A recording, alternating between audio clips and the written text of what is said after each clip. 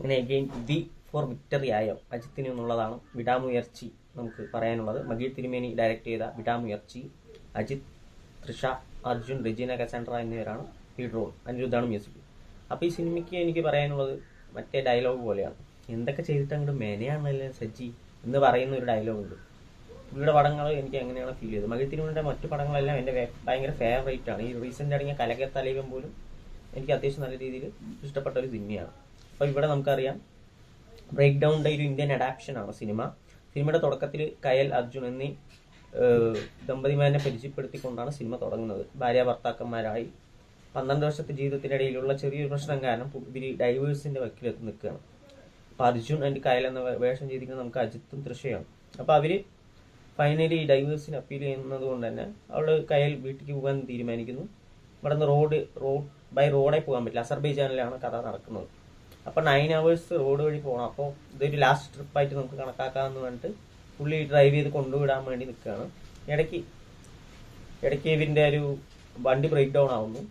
അങ്ങനെ അവിടെ പരിചയപ്പെട്ട ഒരു തമിഴ് ദമ്പതിമാരുടെ കൂടെ ട്രക്ക് കയറ്റി വിടുകയാണ്. ഒരു കഫേയിൽ അവരെ നിർത്താം, നിങ്ങളൊന്ന് പിക്ക് ചെയ്താൽ മതി എന്ന് പറഞ്ഞിട്ട്. അങ്ങനെ വണ്ടി ശരിയാക്കി പുള്ളി പോകുമ്പോഴേക്കും ആൾ അവിടെ ഉണ്ടാവില്ല. പിന്നീട് നടക്കുന്ന ഈ ഭാര്യ അന്വേഷിച്ച് നടക്കുന്നതാണ് കഥ. അപ്പോൾ നമുക്ക് ഇതൊരു നല്ലൊരു ലൈൻ തന്നെയാണ്. ത്രൂ ഔട്ട് നമുക്ക് ഫസ്റ്റ് ഹാഫ് അത്യാവശ്യം നല്ല എൻഗേജിങ് ആയിട്ട് തന്നെ കൊണ്ടുപോയി. കാരണം ഈ ക്യാരക്ടർ ഡെവലപ്മെൻറ്റും ആ സ്റ്റോറിയിലിട്ട് കിടക്കുന്ന ഒരു സംഭവമൊക്കെ ഉണ്ട്. ഒരു കോമൺ മാൻ എങ്ങനെ ഈ ഒരു ഘട്ടത്തിൽ പ്രതികരിക്കുന്നുള്ളതൊക്കെ അജിത്ത് നന്നായി തന്നെ ചെയ്തിട്ടുണ്ട്. ഒരു ഭയങ്കര ഒരു മാസ് അപ്പീലൊന്നും ഇല്ലാതെ തന്നെ ഡീസൻ്റ് ആയിട്ട് പുള്ളി നന്നായി ചെയ്തിട്ടുണ്ട്. ആൻഡ് ഒരു ഇൻ്റർവെല്ലിൽ എത്തുമ്പോൾ തന്നെ നമുക്ക് ഭയങ്കരമായിട്ട് ഒരു എക്സൈറ്റ്മെൻ്റ് ഒക്കെ ഉണ്ടായിരുന്നു. അനിരുദ്ധിൻ്റെ മ്യൂസിക് അതിൽ വഹിച്ച പങ്ക് ചെറുതല്ല. ആൻഡ് ദെൻ നമുക്കറിയാം എന്തായാലും കണ്ടുപിടിക്കുന്ന അറിയാം, പക്ഷെ അതെങ്ങനെ എന്നുള്ള രീതിയിലുള്ള ഒരു കൺസെപ്റ്റ് ഉണ്ടാവും. അങ്ങനെ പോകുന്നു. പക്ഷേ ഈ സിനിമയിൽ മിസ്സിംഗ് ആയിട്ടുള്ളത് പറഞ്ഞാൽ ഒരു ഭയങ്കര ഹൈ മൊമെന്റ്സ് ഒന്നുമില്ല. എനിക്ക് കോമൺ മാൻ ആയിട്ട് അഭിനയിച്ചാൽ മതി എന്നൊരു നിർബന്ധ ബുദ്ധി അല്ലെങ്കിൽ ഒരു ഇഞ്ചെക്ട് ചെയ്ത് വെച്ച പോലെയാണ്. ഒരു ഭയങ്കരമായിട്ടൊരു ഹൈ മൊമെന്റ് ഉണ്ടാകുമെന്ന് നമ്മൾ പ്രതീക്ഷിക്കുമ്പോൾ അത് അപ്പം തന്നെ വെള്ളം ഒഴിച്ച് കിടത്തുക എന്ന് പറഞ്ഞ പോലെയാണ്.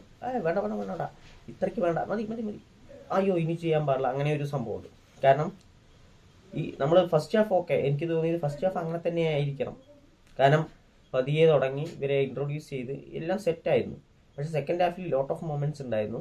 പുള്ളിക്ക് അജിത്തിനെ പോലുള്ള സ്റ്റാറിനെ വെച്ചിട്ട് അത്യാവശ്യം നല്ല നമുക്ക് മാസ് കാണിക്കാൻ വേണ്ടി മാസ് ഇടുന്നതല്ല, മറിച്ച് ആ ഒരു പൊട്ടൻഷ്യൽ സ്റ്റോറി ലൈൻ ഉണ്ടായിട്ട് പോലും അത് യൂസ് ചെയ്തില്ല എന്നുള്ളതാണ്.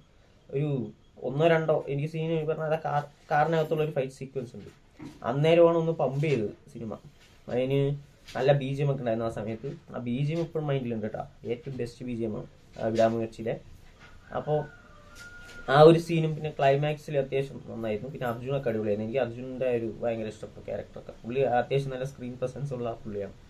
പുള്ളി അത്യാവശ്യം നല്ല രീതിയിൽ പ്രസൻറ്റ് ചെയ്തിട്ടുണ്ട്.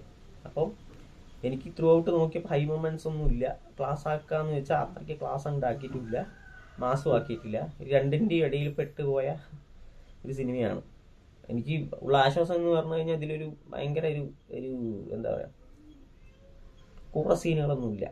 ഐ മീൻ ഒരു ചുമ്മാ കാട്ടിക്കൂട്ടുന്ന കുറച്ച് സീനുകളുണ്ടല്ലോ, അതൊന്നുമില്ല. അതൊരു ആശ്വാസം തന്നെയാണ്.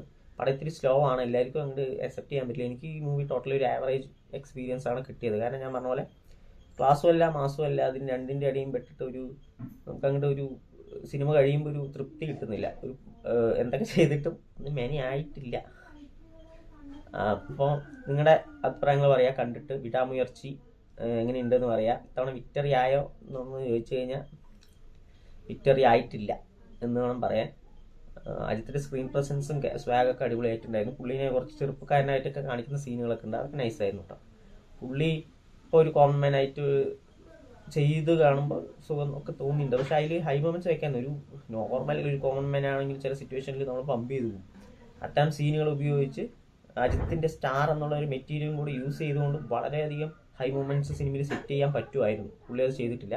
എന്തായാലും സിനിമ ഒരു ആവറേജ് എക്സ്പീരിയൻസ് ആണ്. നിങ്ങൾ കണ്ടിട്ട് നിങ്ങളുടെ അഭിപ്രായങ്ങൾ കമൻറ്റ് ബോക്സിൽ അറിയിക്കാം.